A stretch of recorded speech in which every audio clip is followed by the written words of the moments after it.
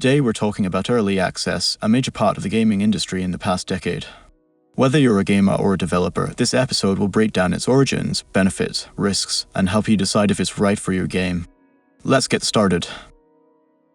Section 1. Origins of Early Access. First things first, what exactly is early access? Early access refers to a model where players can purchase and play a game while it's still in active development. The concept itself started to gain traction around 2013 with platforms like Steam popularizing it. However, the idea wasn't totally new. Before Steam's early access, crowdfunding platforms were already giving players access to early builds of games. But the difference with early access is that developers continue to update the game after launch. Steam's early access program was groundbreaking. It provided a structured global marketplace.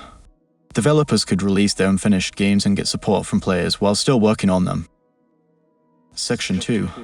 Advantages of Early Access. So why would a developer want to release a game before it's fully done? Let's break down the advantages. One of the biggest reasons is financial. Developing a game is expensive, and many indie studios run out of money before they can complete their projects. By offering early access, you're able to secure funding from your players, which can help keep development moving. It's essentially a way to crowdfund, but through actual sales rather than donations.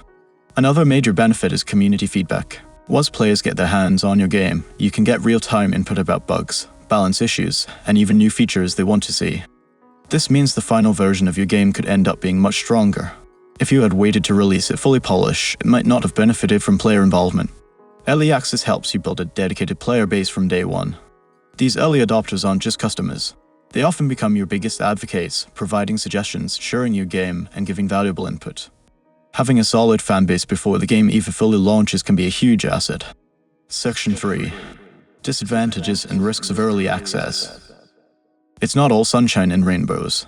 Early access has its downsides, and it's important to be aware of them before jumping in. When you release your game in early access, you are no longer just developing the game for yourself or your team.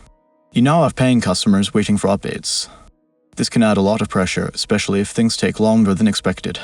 Deadlines become more stressful, and even small mistakes can feel amplified because there are eyes on every update. One of the biggest risks is that, if your game isn't in a decent state or if progress slows down, you can seriously hurt your reputation. There have been many cases where early access games have been labeled as scams. This happens because they never reach completion. As a result, players are left frustrated and distrustful of future early access projects. Another downside is player fatigue. If your game spends too long in early access, some players might get tired of waiting for the full version and lose interest. This can hurt sales when the final version is released. Section 4. When to use early access. So, when is the right time to use early access? Not every game or every developer should go down this route. It's important to know when it makes sense. If your game is already in a playable state, but you need financial backing to take it to the finish line, early access can be a lifesaver. But your game needs to offer a fun experience from the start. Don't release something that's barely functioning just for cash flow. Another time to consider early access is when you want your community to have a say in development.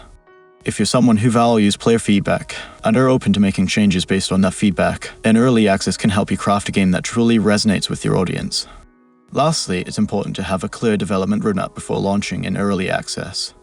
Players want to know what to expect, so giving them timelines, planned features, and an overall vision for the game will build trust and keep them engaged. Section 5.